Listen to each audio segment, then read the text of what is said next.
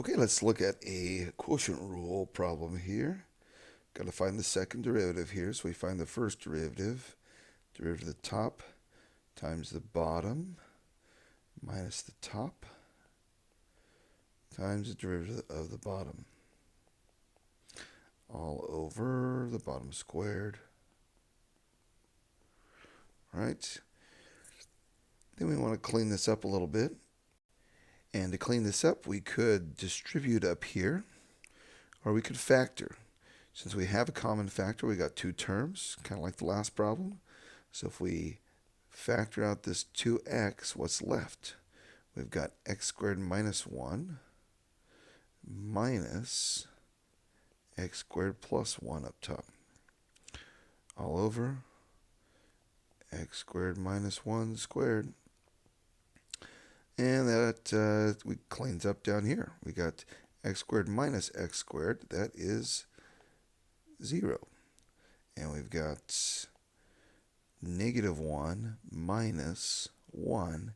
That's negative 2.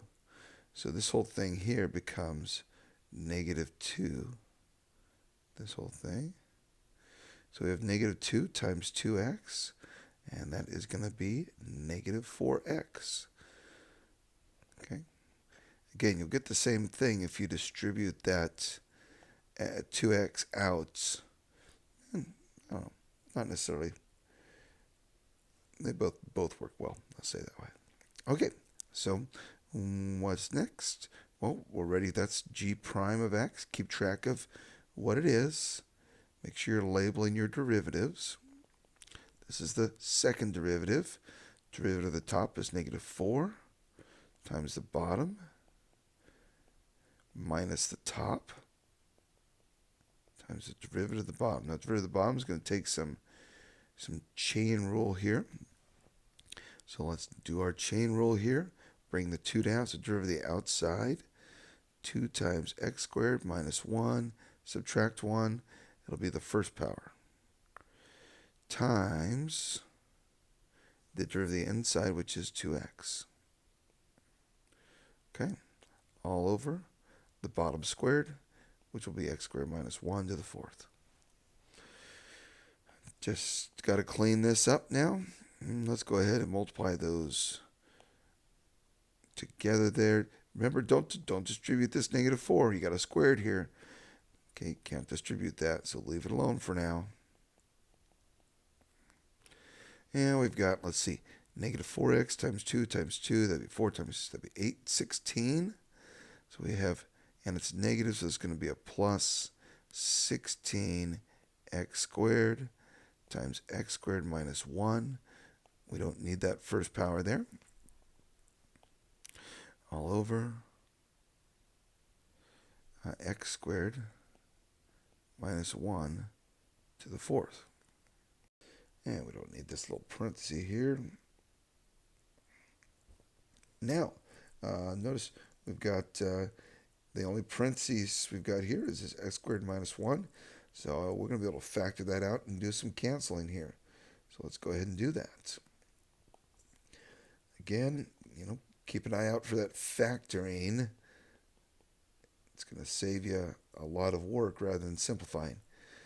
Okay, x squared minus 1 can get pulled out of the top. How many x squared minus 1s? You can take 1 from here and 1 from there.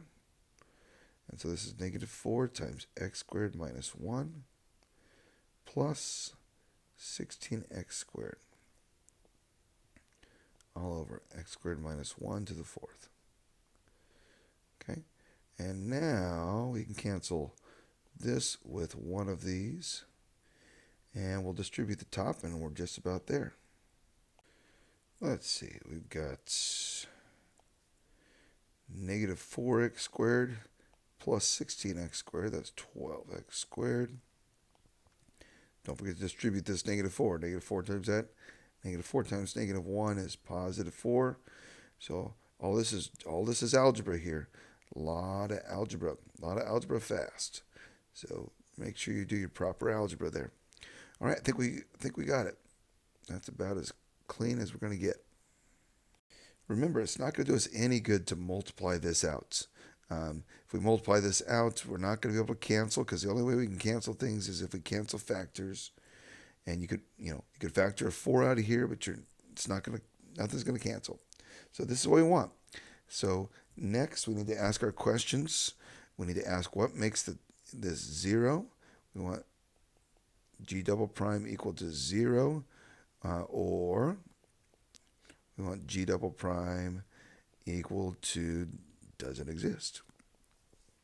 Well, what makes it 0? 12x squared plus 4 equals 0. And if we subtract 4 from both sides and divide by 12, we get negative 4 over 12. Now, if we simplify that, we get 1/3 negative. And now if we square root that, well, we can't square root it. Not with real numbers. So x, in this case, does not exist. There's no such x that gives us a 0. So we don't get any inflection points from the top, but we might get an inflection point from the bottom. So we need to ask ourselves, what makes x squared minus 1 cubed equal to 0? And that is 0 when this x squared minus 1 is 0. And that means x squared is 1. Add 1 to both sides there. Square root. And x is plus or minus 1. So those are our possible inflection values. Okay, so we found our second derivative. We found out when the bottom's 0. We found our possible inflection values at 1 and negative 1. Now let's go ahead and finish it off. I'm going to write them up here. Our PIVs are x equals 1 and negative 1. Let's get a number line going here. We got negative 1 and 1. Plug them into the second derivative. Make sure we label this. This is the second derivative. So plug it in here. And when we're to the left of negative 1, that's negative 2. When you plug in negative 2, you're going to get positive on top. In fact, the top's always going to be positive. Can you see that? Because this square is going to be positive plus. So top is positive. Plug in negative 2. And you get negative 2 squared is 4 minus 3 is positive. Cubed is positive, so positive over positive is positive. Plug in 0. When you plug in 0, you get 0 on top. Nope, sorry, you get 4. Plug in 0, you get 0 squared minus 1, that's negative. Negative cubed is negative, so we get positive on top and negative on bottom, and that's going to give us negative. Positive divided by negative. Next, let's go ahead and take 2. 2's in this onto the right of 1. When you plug in 2, we're going to get the same as we did with negative 2. We'll get a positive on top. 2 squared is 4 minus 1 is 3, so it's positive on the bottom.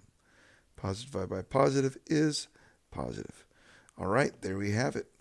So that tells us we are concave up, concave down, concave up.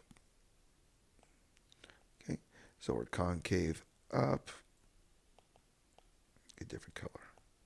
We're concave up for negative infinity to negative 1 and 1 to infinity. We're concave down from negative 1 to 1. And our inflection points, because concavity changes at x equals negative 1 and 1. There's our solutions. A lot of work. But that's what we have to do to find concavity. And it's not always that much work. Okay, for these last couple of problems, which had some product rule and some chain rule and quotient rule, it did take a little bit of work, but not always. In the next couple examples, you'll see it's much more manageable.